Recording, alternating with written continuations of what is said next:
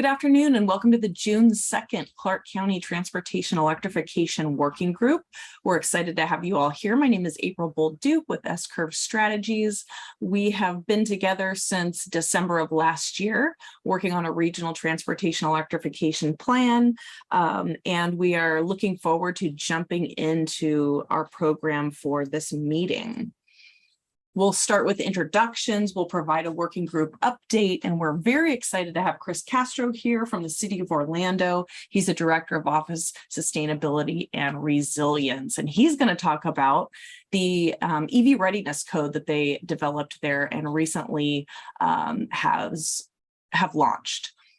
We'll go into Q&A for public and interested parties, and then we'll talk about next steps. So thank you to all of our members who attend each month, and then also to our interested parties. This is the list of our members who have been with us from the beginning, and we thank you so much for your participation in this transportation electrification planning sessions. If you do have questions, you can post them in the chat or raise your hand, and we will have time reserved at the end for Q&A and discussion. So to provide just a brief working group overview, to date, we have gone through and developed and agreed on an understanding of the transportation electrification goals that we have for this group, focused on EVs and charging. We have also discovered current transportation electrification efforts. We've created a survey that you all filled out. That survey focused on uncovering the barriers to transportation electrification, whether that's around charging, just growing the adoption of EVs in general, whether it's around EV codes and ordinances. We've discussed providing solutions based on best practices.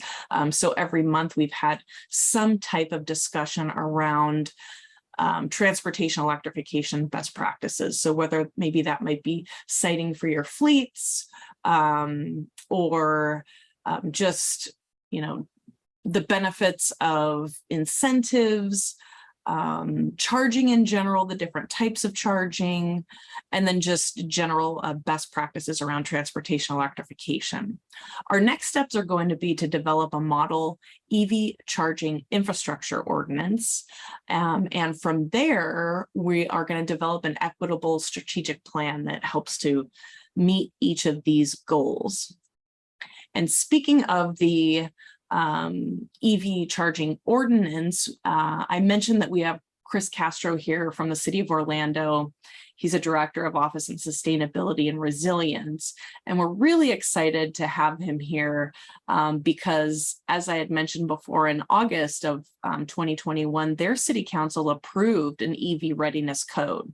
So it requires new construction projects to meet current EV charging needs through installation of charging stations and provide for future demand with EV-capable parking spaces.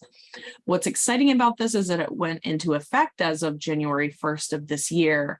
And since 2014, Chris has worked with the city. He's been the senior advisor to the mayor there.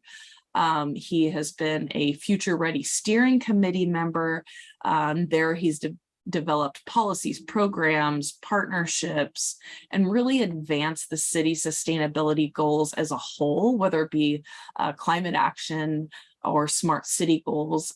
And he is also award-winning and internationally recognized for his efforts. So he was named in 2018 as the Public Official of the Year by governing he's also named the Champions of Change Award by President Barack Obama. He's been called the Guru of Green by Orlando Business Journal, and that is just to name a few. So we are really looking forward to the information that he'll provide us, and in the chat we will post his document on the EV readiness policy.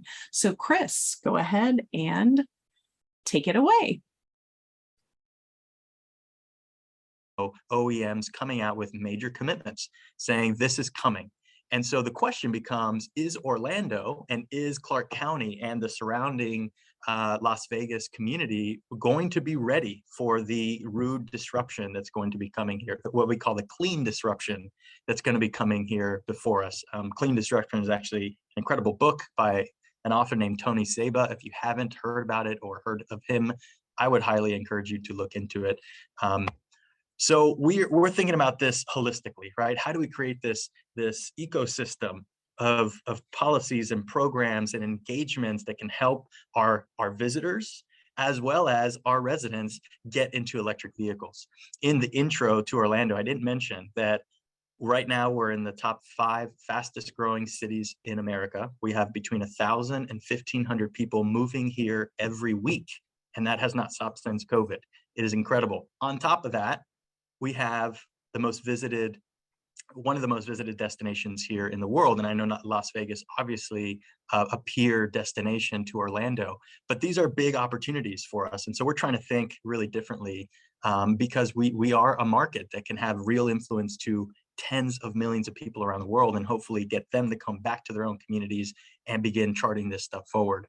So you can see here, we have a lot of different things going on, and I thought I'd run through a couple of them very, very quickly. One is we always focus on leading by example in Orlando. No matter if it's a building policy or vehicle policy, we're focused on doing it first, making that commitment, proving the market that this is ready for prime time. And so we've made a commitment that 100% of our vehicles will be electric and alternative fuel, meaning CNG, by the year 2030. We're already 92% of our way there for our municipal fleet.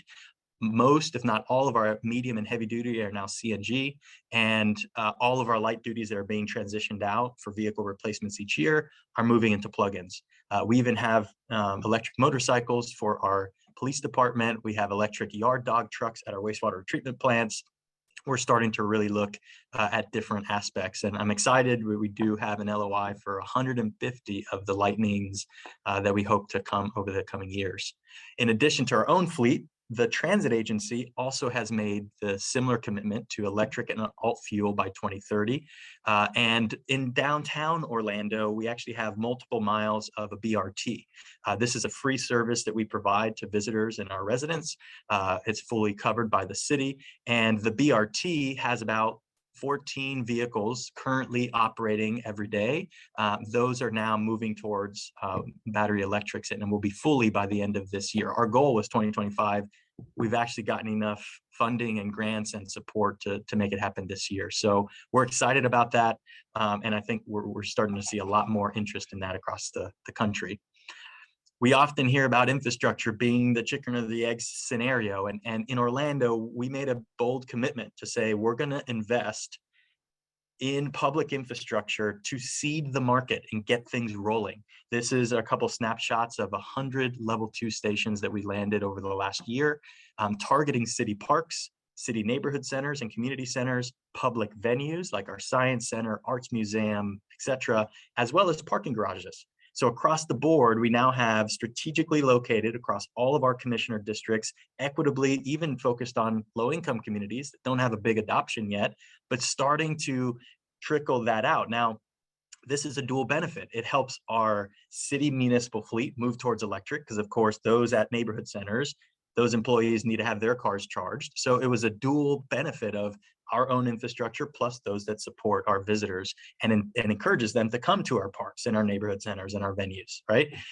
ADA accessibility, huge learning lesson for us. You might not be aware that there are no requirements or specific guidelines at the US DOT or even our state DOT as it relates to ADA accessibility. I know California and Texas have now implemented some, but we went forward and said every location must have an ADA accessible charger. And as you can see there, shared between a regular EV space and a handicap space.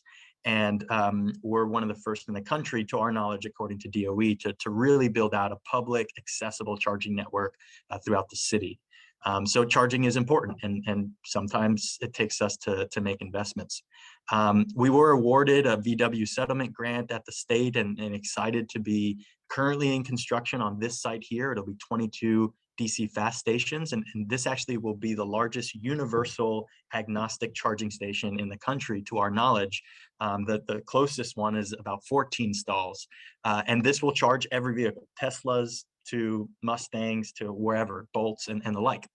And so, and they will be ranging from 150 and 250 kW chargers for the majority. We will have 4 350 kW chargers there implemented. So these rapid charging hubs located right next to major highways and interstates, we have a goal of 8 of these similar hubs across our city between now and 2030. About a $40 million commitment between the city and the utility to drive that infrastructure. Other programs in terms of getting people behind the wheel, there's nothing like it. If you're not an EV driver, I own an EV. It's unbelievable. I'll never go back to ICE. And I will say that it's the biggest selling point is getting behind it and experiencing it yourself. So we've done a lot of these ride and drive events quarterly. We were doing a lot of these right before COVID, and then COVID hits, and we said, okay, we got to take a pivot. And we started to do these virtual ride and drives. You can see at the bottom left, that's Mayor Dyer there. He has the best video we've done yet. And it was a tour of Mayor Dyer around the city, using our charging stations, going to a farmer's market, showing how this is the right move.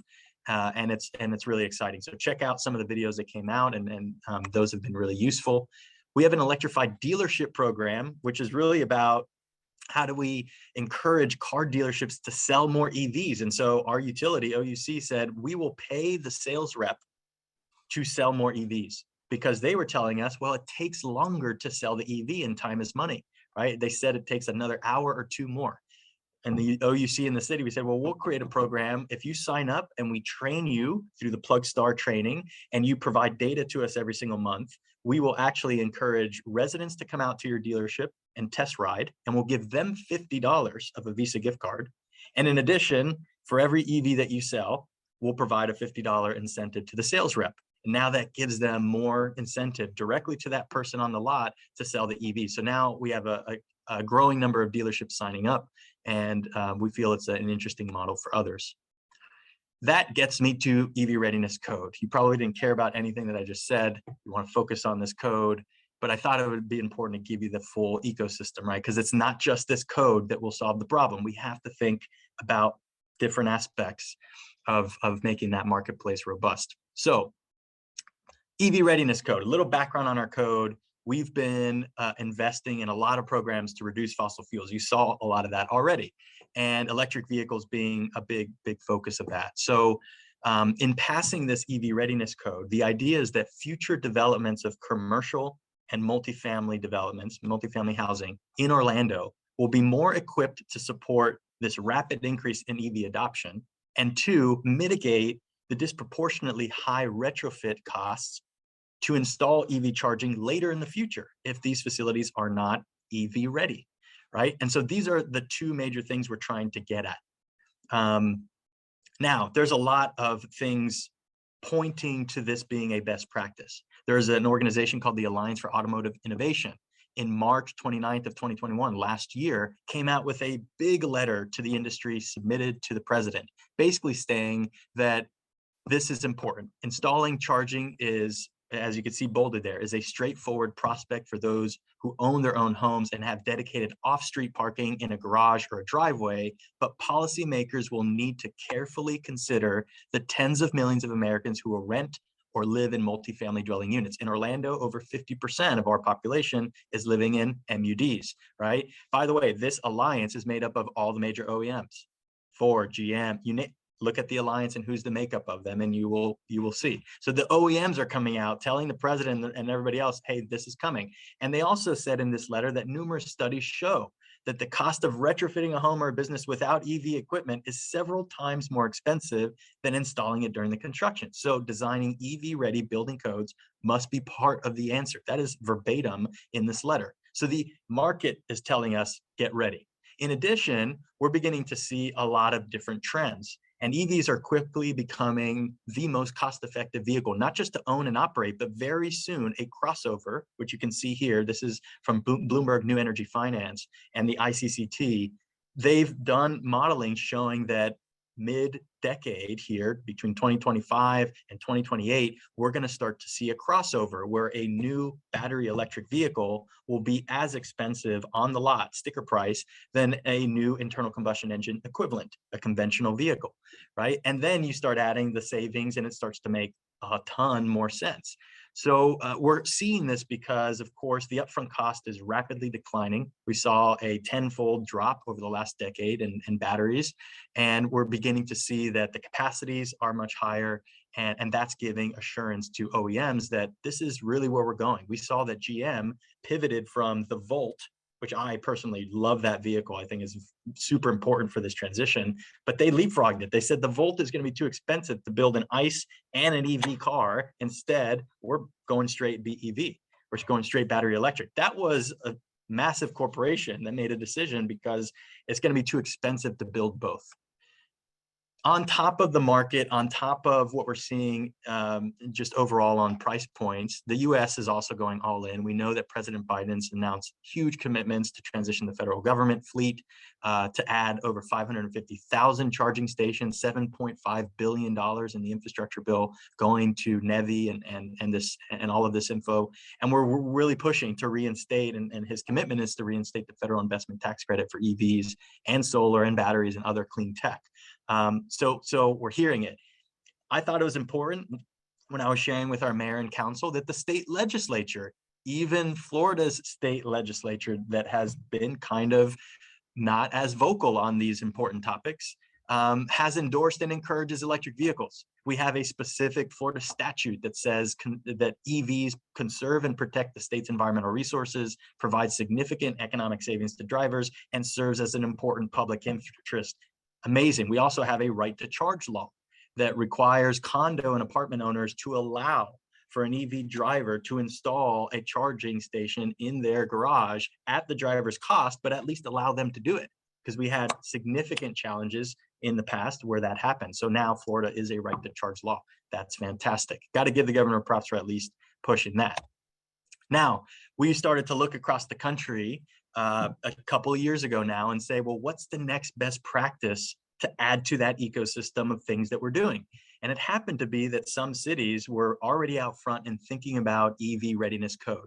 Boston had already passed it, DC had passed it, San Jose had passed it, LA had passed it. So we were kind of in the process. And as part of the American Cities Climate Challenge, the big Bloomberg grant that we received, we decided to focus in on this policy. It did help that our Florida Department of Transportation, the year prior to this code, started on a process of developing an EV master plan. And in that EV master plan, it literally had a key strategy in the plan that said, providing guidance and best practices to local jurisdictions and agencies to develop model building and zoning codes to incorporate EVSE. So you had the state DOT and the state governor's office saying EVs are important, and we want to encourage these types of local codes so that we can spur the adoption even further. Now, in Florida, it's important for you to know that EV Ready, having a make-ready plug, 120 volt with a 30 amp breaker, is required for every single family home development and every car in the garage. So if you have a 2-car garage, you have to have 2, as you can see in this image, 2 electrical outlets on the front end of that garage that are already wired and connected. This allows anyone who rents or owns a single family home to easily even charge your EV on a level 1, 120 volt and be fine for the vast majority of America. Vast majority of Americans drive less than 40 miles a day. If you charge your vehicle over a 10 to 12 hour period, you're getting between 40 and 60 miles of charge per night on a level 1. And so you're able to commute. And I did that with my Volt for 3 years and basically was just doing that every single day. And I was able to do that on a level 1. Didn't need a level 2. So the thing is that if you're lucky to be in a single family, you're checked, you're good to go. You have the infrastructure to charge your car. The code does not cover multifamily or commercial. And what we were seeing is that market rate developers, apartment complex, even market rate, commercial office, were putting in EV charging because, of course, that's an amenity that attracts tenants to vacate these buildings. And so the market rate developers are putting them in because they're putting them in like dog walks and wine rooms and game rooms and like all the stuff to attract people. Well, EV is another one of those, is what we were hearing. The challenge is the missing middle. If everybody in single family housing has access and everybody in market rate housing has access, we are creating another digital divide issue.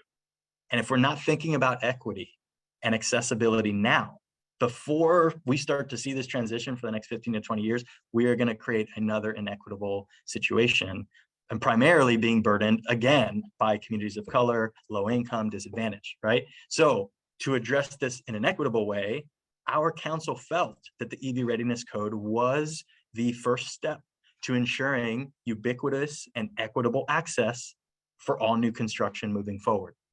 That was a big differentiator. And I'll tell you, equity was the #1 reason I feel why our council actually voted in favor of this. It wasn't the climate reason. It wasn't the air quality reason. It was actually equity and making sure we don't leave behind our residents in this amazing opportunity to move towards more cost-effective, cleaner sources of mobility, but we're going to leave behind the people who can benefit the most. Ain't going to happen, at least for us. That's not how we're going to approach moving Orlando forward. So you can see here that very similar to your committee, I love that you have this working group on transportation. We started to go at this together. And I did, instead of the city of Orlando doing this alone, I said, hey, Orange County, our county government, hey, city of Winter Park, another city in our county, we need to come together. Let's get on the same page about what we want to do. What are the terms? What are the rate? You know, how much EV rate? And then let's go out to the stakeholders and engage them together. So it's not piecemeal, but it's standardized. So we approached our Home Builders Association. I know we have a rep on the line here. They were instrumental in providing feedback. And of course, single family housing already requires EV ready. So you'll see later, we decided to eliminate that requirement. The Apartment Association of Greater Orlando, we started to do in-person webinars. Then we started to do these kind of developer forums and then public roundtables and a myriad of different engagements across the board to make sure that we were taking input. We even went to our Affordable Housing Development Committee in the city to ensure that they were on board with this idea, that committee is just trying to make sure we're not rising housing costs, right? But at the same time, we're mitigating future expenses for people down the line. So they saw the bigger picture, and you'll see how we addressed affordable housing in this code. So the code really breaks down into 2 main requirements. We have an EVSE installed, which is where you have electric vehicle supply equipment or charging stations that are installed. And we said 2% of new vehicle 2% of new parking spaces, new dedicated parking, must be required to be installed before the building has a CO, before you're approved to open, right? And we felt that 2% was important because right now, Florida is right around a 2% new vehicle registration rate. So we're trying to meet today's demand with the installed requirement, and we're going to try to meet the future demand with the EV capable requirement, right? Makes sense. So we have done a projection, and around 2035, we're anticipating between 15 and 20% of new vehicle sales being electric. So in the negotiations, we went back and forth about what percentages and what we should do, and landed here, 2% installed, 20% EV capable. And I'll get into what that means. So install EV capable, let's start there, means that the developer has to have electrical service, an electrical panel, and dedicated empty conduit to future parking spaces for that percentage, right? For the 20%. The back and forth negotiation, here's an example. We originally proposed that every parking space needed a 40 amp breaker in order to allow that car to get the 7.4 kW output, basically the level 2 output of EV charging. We wanted to make sure that if you're rolling up to an EV charger and you know it's a level 2, that you're going to expect a level 2 charge. And so originally, many other cities have done that. That's the standard. In negotiations with developers, they recommended that because there's power sharing and energy management capabilities in today's chargers, 2 vehicles can actually share a charger and power share. And that is true. Of course, it's based on the state of charge of each individual vehicle and how much power each one will get. But the idea is that instead of having 40 amps for every space, we now have 40 amps for every 2 spaces.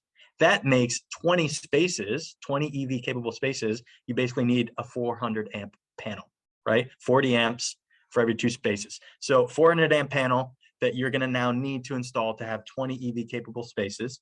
And then you have to have 2 of those installed, upon completion. And the installation includes the panel, the conduit, the wiring, the actual charger, right? All of that installed.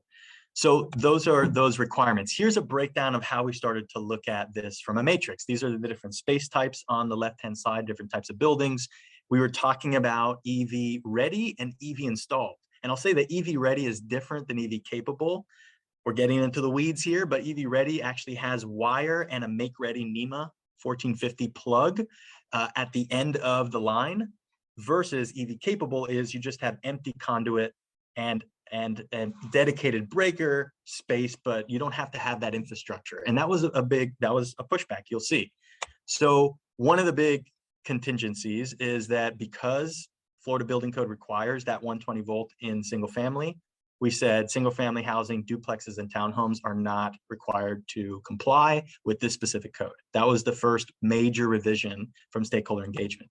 Number 2 is we moved entirely from EV ready to EV capable, instead basically eliminating the wiring and the NEMA plug requirement. And I felt the reasoning was justified. The developers basically said, listen, you're going to require us to put copper and all of this infrastructure in a future space without even landing a charger, and that space might sit there for 5 or 7 years before I land a charger. So you're requiring me to spend this resource up front. It's going to sit there. They started saying it's against the city's zero waste and circular economy strategies. They did well. And I said, you're absolutely right. I think ultimately what we're trying to do is mitigate the big cost expense to retrofit.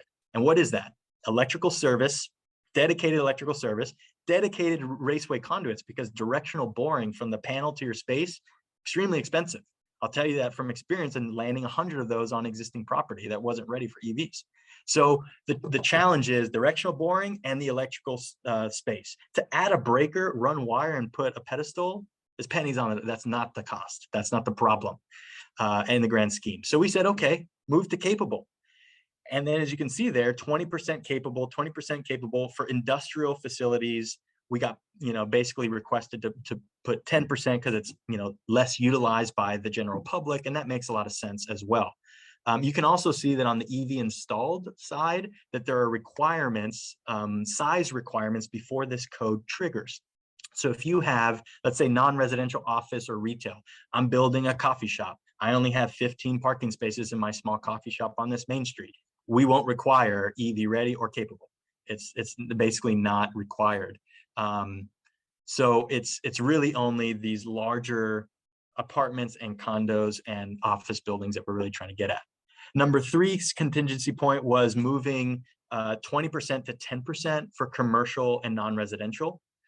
You'll see number 4, we eliminated the installed requirement for affordable housing. And we basically said, no, nothing installed upon construction, but we are going to require you keep the make ready, because ultimately that's going to be the big cost saver for the driver down the line, right? So affordable housing, and they were 100% on board. I was surprised that affordable housing gave us 2 thumbs up, and then market rate was against it all the way down to the finish line. And we can discuss some of how we got through that. In fact, I'll talk later about how we were able to mitigate some of the concerns. The last big move is the panel capacity. Again, moving from individual 40 amps per space to 40 amps every 2 spaces. Lastly, is that not only is this for new projects, but something called substantial enlargements. And for us, that means that if you're building 25% or more gross square footage from your existing building, that triggers code requirement. It triggers you to have new parking. And then what that is that it will trigger you to comply with this code for the new parking spaces only. The big pushback we got was from the Hotel and Lodging Association. They were first opposed to this idea because they were like, "Are you going to make us go back into our parking lots and land this stuff?" And we said, no, that's not what we're saying. But if you build another hotel tower, you have 2 and you're going to build a 3rd one, and that's going to require you to have more parking. The new parking spaces will require you to comply with the code.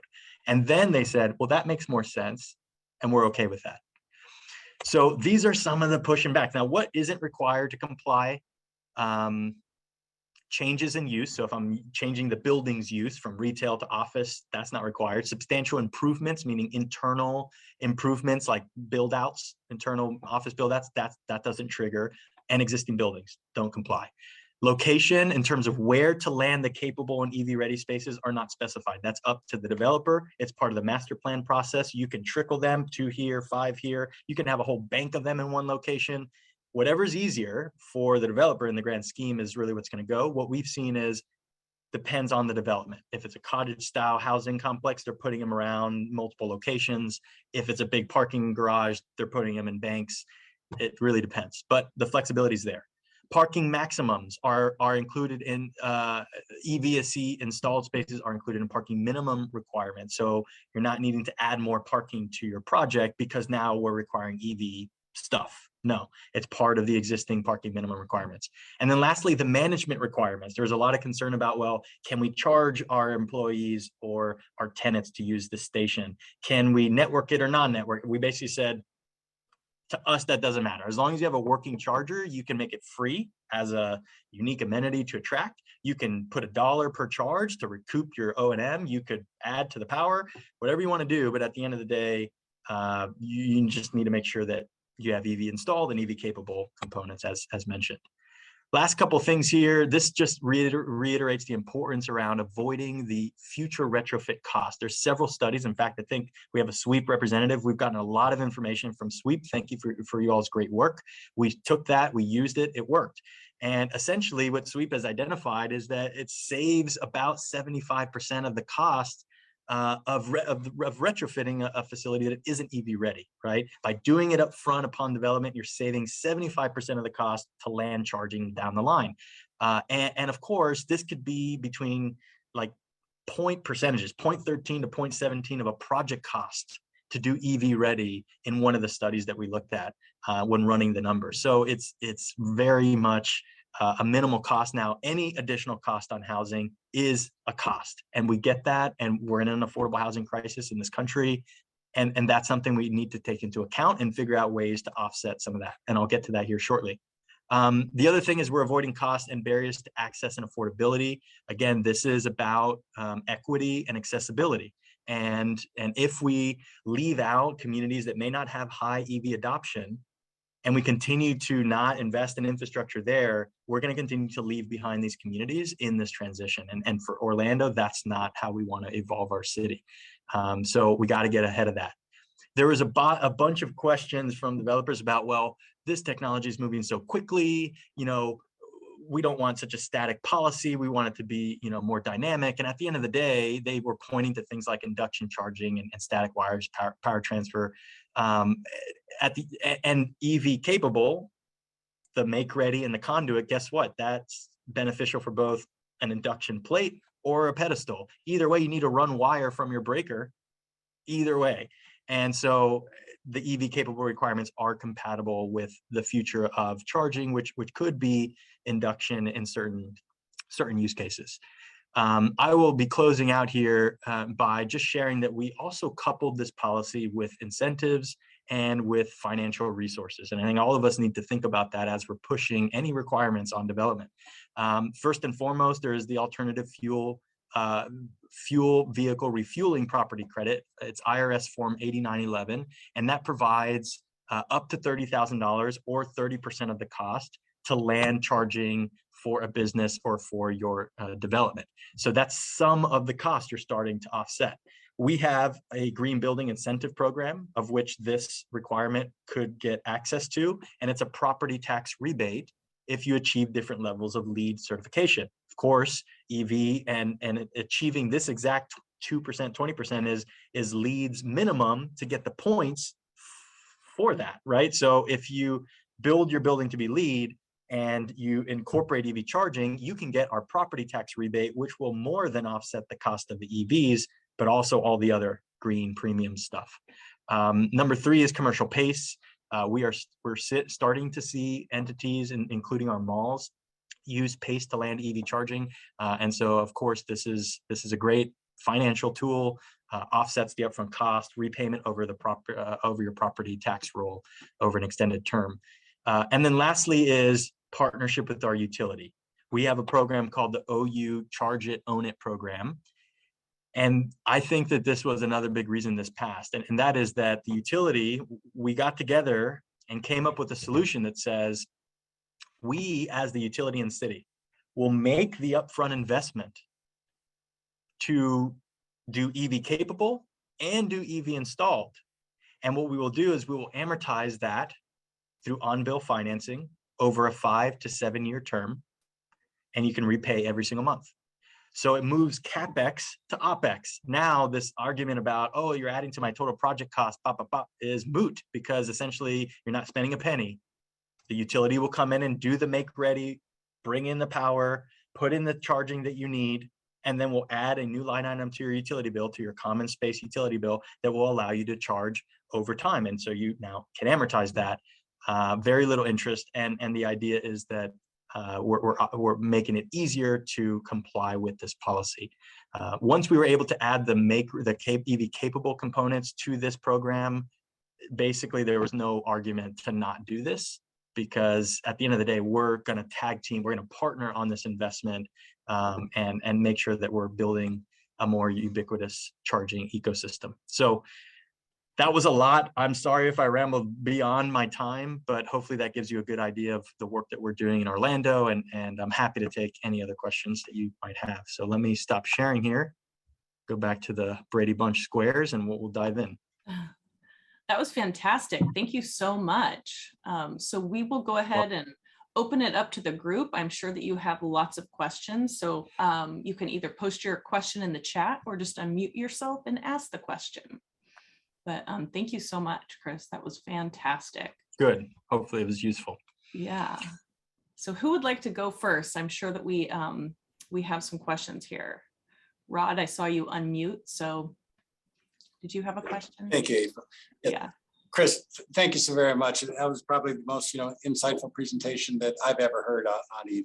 And I'm Rod Martin. I represent NAOP, commercial developers. Wonderful. And, very interested in what you said with respect to the requirements and what the code actually reads, which I'm curious about with respect to, and hypothetically the industrial or the commercial retail, whatever it may be, at 10% EV capable. Do you designate locations? And the reason for my question, oftentimes you have, particularly in the case of multi-tenant industrial buildings, it may be 1,000 foot in length with storefront entries every 100 feet. So do you designate that 10% of spaces, needs to be at each storefront entry, or project wide, so long as you've got 10% parking? And of course, from a cost perspective, you'd like to get it as close to the electrical rooms as possible, versus saying, no, you've got to run the conduit, pull the feed, in some cases, multiple times, 800 feet, 1,000 feet, 600 feet. So just curious, as the code requirement reads, is there any designation as to where that 10% parking must be relative to storefront entries? Great question, Rod. The answer is no. There is no requirement on where you as the developer and building owner need to land the charging stations. That's totally up to your discretion. Obviously, to your point, you're going to try to get closest to your transformer if you're pulling from a distribution transformer, or your premise wiring if you're pulling from your breaker panels, right? So either way, you could do either. We've done either, and but yeah, the idea is that the 2% installed and the 10% capable for industrial, those are totally in your discretion to land wherever you feel is best suited for your tenants and for your employees. Great, makes great sense. Thank you. Yes, sir. By the way, NAOP was a fantastic collaborator with us here in Orlando as well, and we really appreciate working with the Central Florida team here. They're a good group. Well, fantastic. In fact, I'll touch base with the NAOP chapter there. And please do. Yeah, let them know. Thank you. Thanks, Rod. Any other questions? We got a question in the chat. Was the EV infrastructure plan completed at a regional scale, or was this just for Orlando? So there's a couple of things going on. This code is only for City of Orlando jurisdiction limits. The county government is now in the process of emulating this policy for unincorporated aspects of the county, because the county doesn't preempt city government, right? We have 13 municipalities in Orange County and then unincorporated areas.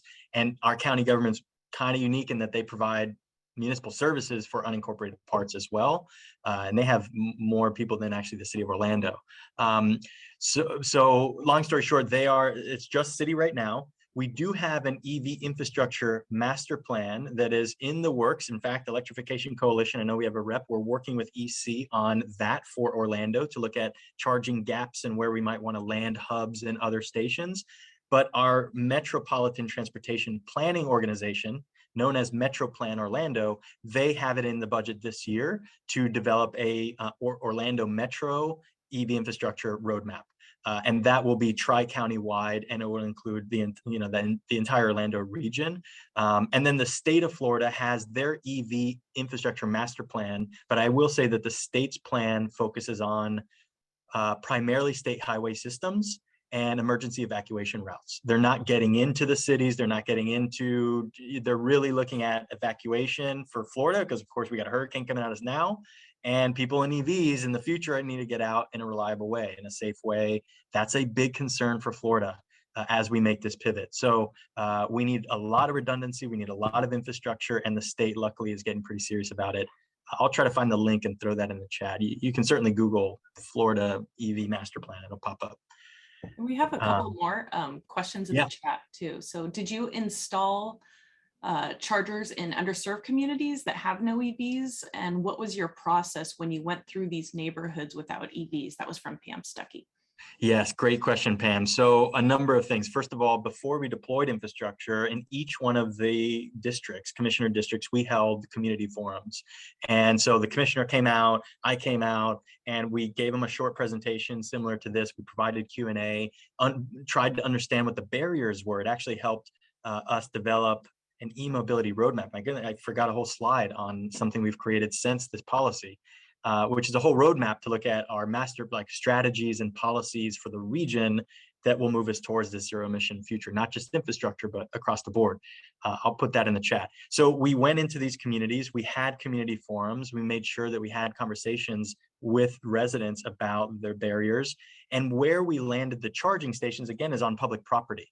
So we have neighborhood and community centers throughout our communities. We have 20 of them around Orlando, and we were landing the stations at those locations. They happen to be often around some of our low and moderate income communities as resource hubs. So they became kind of the natural fit for us to begin deploying infrastructure in those communities. And the ride and drives that we have and other engagements, we always try to recruit as many people to get behind the wheel and test them. As I mentioned before, though, this infrastructure has two benefits. One is our municipal fleet and those employees that are moving towards electrics and work at the neighborhood centers. They need a place to charge. And in addition, our residents that we're trying to invite to the neighborhood centers to do programming and activities, they now have a place to charge. So it really was looked at as a dual benefit for the city and our community. And we did that through a capital improvement investment. So a CIP budget request. It was about $1 million all in, and it included the planning, permitting, install, O&M, network fees for a minimum of 5 years. And so, all of that baked in is actually quite competitive in pricing. Great. Anna Marie Smith says, were there any specific grant programs the city pursued to assist with these EV investments? So as I mentioned, not grant programs, but we do have the PACE program that's been enabled. We have the property incentive, green building incentive program, where we provide property tax rebates as a way to offset that cost. We also have the Charge It program that offsets the CapEx to OpEx, but there's also an EV infrastructure rebate program that I've proposed. I've gotten approval from mayor and our leadership, and if and when we receive infrastructure dollars, we're committing to carving out about a minimum of $1 million for a rebate for both new and existing buildings. And it would be very similar to the Form 8911, the tax credit, where you'll get $1 or a percentage, whatever is less. So, maybe up to $30,000 or 30% of your total cost, whatever is less. Oh, we did just approve a business facade improvement program. So we have a kind of a facade improvement where a business can get a new sign or new door, whatever it might be. And we added EV charging to eligible investments for the building facade improvement. That just got passed last city council meeting. So that's a way that we're trying to kind of provide additional grants per se, but it is, I think it's up to 25,000. And one of the stipulations is the charger can't be dedicated to your business, meaning you can't only allow patrons of your business to charge in your parking lot if you're getting a city business improvement incentive. It's got to be open, across the board. Great, thank you. And Candy Bar Worley says or asks, is Florida itself looking at changing the state building codes? Well, we're going through a building code update right now. I have taken what I've done in Orlando and proposed it as a technical amendment to the Florida building code. So we're going through that process as we speak. I don't know how successful we will be in doing that, but we're trying and we're pushing it. And so I don't know. Probably not in the near term. It might be the best answer. And Marco Vallada asked, and I've received quite a few private messages. Can we get a copy of your slides, Chris? No doubt. I'll follow up with a Okay. presentation and happy to Great. share those with you all, PD. Great. Mhm. And Randy Shimka asks, do you have a typical cost per port for the cost of level 2 charging stations installations? Yes, and again, Randy, this is going to range a little bit because it depends on access to your transformer or your premise wiring, how far, are you boring, are you going overhead? I mean, there's a lot of concern, but out of the 100 that we've landed, we saw on average a level 2 dual port was between $8,000 and $10,000 installed. Includes equipment, commissioning, installation, permitting, all that installed, all in 8 to 10K. Now that's a networked charger. Non-networked charger, I have over 100 non-network chargers in the city's fleet at our fleet compound that are charging behind behind the gate. Those aren't networked, meaning they're not hooked up to a cellular system where you can do payment processing or you can actually monitor and stuff like that. They're literally just a fancy extension cord, and it happens to have a level 2 output. So, and we have a lot of those around. Those are much more cost effective. They're $2,500 to maybe $4,000, something like that installed. So yeah, it kind of in that range. I'd say 8 to 10 for a standard level 2 dual port network charger, right around there. Great, thanks. And we have a few more questions. So first we'll go to Matt, then Deb, then Rod. So first, Matt Walker, feel free to ask. Hi, thank you for the presentation. I think walking through some of those compromises where the rubber hits the road was really interesting to look at and insightful. I just wanted to quickly outline a couple of differences that maybe to encourage folks not to use Orlando's costs as a apples to apples comparison for our area. And then I have a quick question. So we can't do applicant design and install in the same way that folks who participate with OUC can. Here are utility designs and installs the infrastructure. Secondly, it is a not-for-profit utility, and so the line extension costs and hookup costs are significantly less than we're experiencing here in Southern Nevada. So just a quick word of caution. I could go on, but I think folks get the point that there are some significant regulatory differences and things like that kind of make the cost experience potentially significantly different from Orlando's. And then my question is, in the single family residential or multifamily residential context, is there anything Orlando or the done to reduce peak demand associated with this new electric supply? Smart panels, are there any other incentives folks are doing to encourage people to charge at other times or otherwise lowering the peak demand needs of the new charging infrastructure? Great questions, Matt. I will say that our utility infrastructure, it really depends whether it's overground or underground. There are costs for bringing in power to that breaker panel, as an example, even if you don't have the breakers to them immediately. But again, we were able to negotiate the OU Charge It program, which seems to be a best practice. We do have a municipal nonprofit utility as well, so it's not an IOU, and we were able to make it work. So there might be something there to explore with NV Energy. On the Second question on the managed charging peak demand. Yes, we don't have anything in the code that requires the managed charging, but OUC, our utility, is coming out with specific EV rates here pretty soon, and they will use time of use rates as a way to curb peak demand.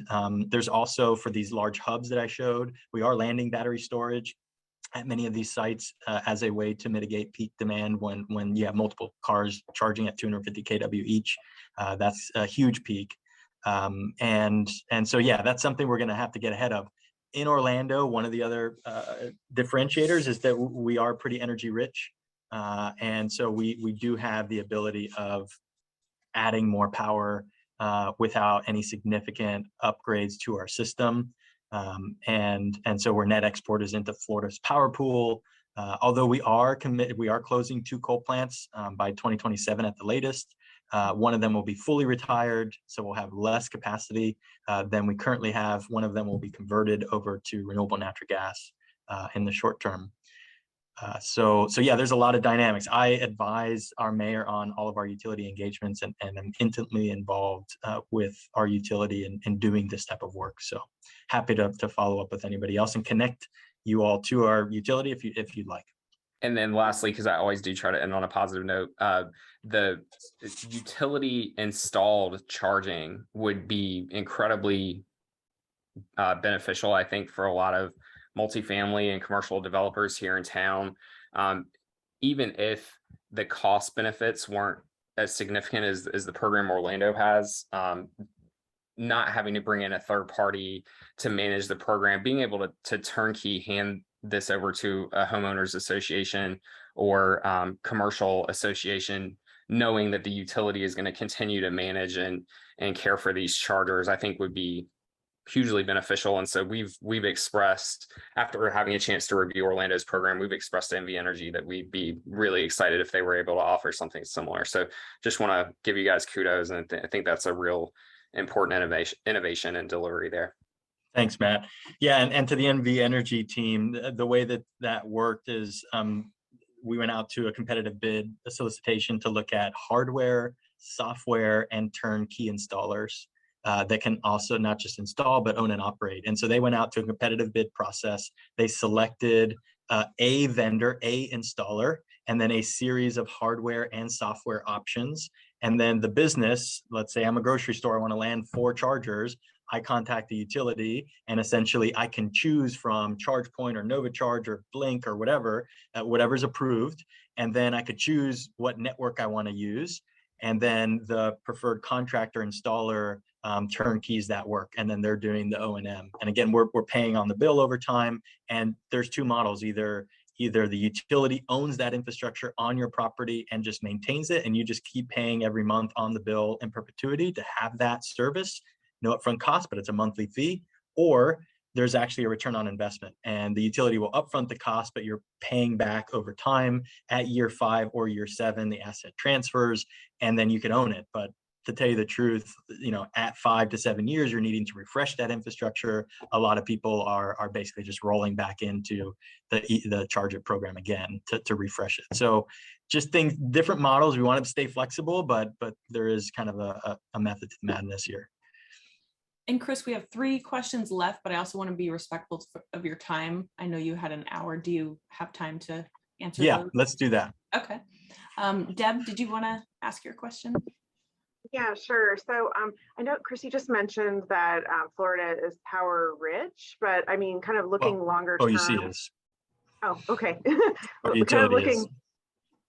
So looking longer term, I mean, do you think that there's enough capacity to support kind of the transition to electrification, or is there a gap there? And then the second part of my question is, what do you have you mentioned the closure of the coal plants. Do you have a strong role in developing clean power generation? Yes, a very strong role. In fact, I'm the lead advisor for the city to our utility on the IRP negotiations. We just published our IRP. I really encourage you to check it out because I'm very proud of it. And we, as one of the largest municipal utilities in the country, have made very bold sustainability and climate commitments and equity commitments as well. So check that out when you get a chance. Yes, we are energy rich in OUC territory now. We have around 2 gigs of generation capacity. Our peak is around 1.4. We're, again, we're going to be closing one of the plants around 400 megawatts or so. I think it's a 500 megawatt plant. And there's a growing portfolio of renewables and storage. I think that no, we currently don't have the capacity to fully transition all on-road transportation to electric. No way, no way. But we certainly have enough capacity to where things like, major peak demand or stress on our grid at this level is not a big concern for us. We're ready to scale the infrastructure and to get people in EVs. But that also means that we're thinking about future planning and the future infrastructure. So we're thinking about that. Microgrids are going to be a big player in this future, and having on-site generation and storage and charging together. We're building the first solar carport EV charging station now, and that'll be about 33 locations. They're level 2s though, and it's for our fleet management department. So we're starting to get really ready about that. But of course we have hurricanes, and so we're engineering this thing to be fully disconnected from the grid and operate on its own. So I do think we're going to need to roll that out. There's a cool tool called, and I still don't have one in Orlando, but we're trying to recruit a tool called the Beam EV Arc. I'm not sure if you all have seen it. I'm going to put it in the chat. But from a resilience standpoint, this is a solar powered off-grid charger that is actually movable, which I love about it. And hurricane rated, and the DoD now has a significant contract with them. They're putting them all over bases now. But as we start to look to locations that might be difficult to bring power to, there may be a solution there where you're looking at kind of an off-grid, solar to EV charging station. Great, thank you. Got it. Thanks, Chris. Thanks, Deb. And so we have one last question, because I see that Keely's question is mostly for the group. So Rod, go ahead. Thank you, April. Actually, Matt addressed most of the same questions that I had, and again, with the differentiation between it being a municipal utility versus the private utility here, and the line extension, the costs that would be incumbent on the developer. But I apologize, Chris, if I missed the explanation on this, but with that Own It, Charge It program, the utility will install it. It's paid over time as part of the operations on the monthly bill. As far as the fees that are generated through the charging, are those fees then just paid directly to the utility company? So essentially the developer or property owner is paying rent on that, but it's not as though they're deriving any income from the operations of the fueling costs. It depends. Great question, Rod. It depends on the model that you all choose. You can do the OU Own It or the OU Charge It program. The Own It program is where the developer actually owns that asset. It's being financed on the bill, but the asset's owned by the developer, and the developer can charge to use it. You could charge $1 per charge. You could charge the tenant with an EV an extra, I don't know, $10 a month to have a dedicated EV charging space, and that's just part of your rent. They can do that. They can add to the power, to the cost of power. Here it's about 11 cents a kWh. They can add 3 cents a kWh to recoup that cost for O&M and other replacement in the future. So that's the Own It model. If you do the Charge It model, that's when the utility owns the infrastructure, and because we're a publicly owned utility, our charter does not actually allow us to legally charge other fees on top of the charge of power. So it has to be a direct pass through. We can't add $1. We can't add on top of the power. It's a direct pass through to the charger. And then what happens is, in that case, the vehicle owner pays for the charge, right? The network provider captures that money. There's usually a fee on the network. It's either 50 cents or 5%, whatever is more, is usually the fee structure. And so what happens is the network provider every month reimburses the city minus their fees for that power that essentially we're being charged for, right? These stations that are our neighborhood centers, it's charging to our neighborhood center account, our utility account. And so we're spending more, but then we get reimbursed to cover that additional margin from the network provider, right? So the city is being fully reimbursed for that fee, and we're able to maintain those things effectively. So there are two models, Rod. It really depends, and that's the flexibility. If you don't want to be in that game, you can have the utility do it. If you want to be in the game and charge for it, you can do it. Either way, it's turnkey through that installer, that program, right? Where you don't have to go out to bid, you don't have to procure anything. It's just kind of turnkey. Are there any sample agreements or templates that we can review, or are those proprietary? For the OU Charge It agreement? Yes. That's a good question for OUC. We're a public utility, run a public records request if you really wanted. I'd mitigate you needing to do that. I'd say just send me an email. Maybe we could figure something out. Okay. We can follow up with Chris and try to provide that information, or do it directly through OUC. Cool. Yeah, I'm happy to get you in touch with the right person. And I think they'd be open to sharing the contract language. I don't see why they wouldn't. Again, we're a public utility, so they have to. Well, this was so fantastic, Chris. Thank you so much for sharing your time with us and the presentation. I know that we all got a lot out of it. And just thank you. Thank you for your time. You're very welcome. Keep it up, Clark County. We need all hands on deck in this transition, and appreciate you all, everybody on this call, being on it, being attentive. I appreciate the questions. We're doing a lot of stuff here. So if anything else is inspirational and you want to learn more, don't hesitate to reach out, and we'll try to connect. Fantastic. Well, thanks again. And feel free to stick around if you want. We're just going to answer a few more questions here, go to next steps, and call it a day. All right. Take care, team. Thank you. Chris. Thanks, Thank Chris. you. Bye. So let's jump into Keely's question. She said, so if the costs shown in Orlando example aren't equivalent for our area, can someone share general cost estimates for our area? And so yes, can someone do that? Yeah. Like, make my job easier and just give me some cost estimates that I can put in our budget. So one of the things that we're working on is a way to go about trying to analyze the cost difference between what we do now, which does not require any sort of EV infrastructure, and do that through selecting some representative projects here locally in the single family, multifamily, commercial space, and outline that against maybe 3 or so alternatives for potential ordinance requirements.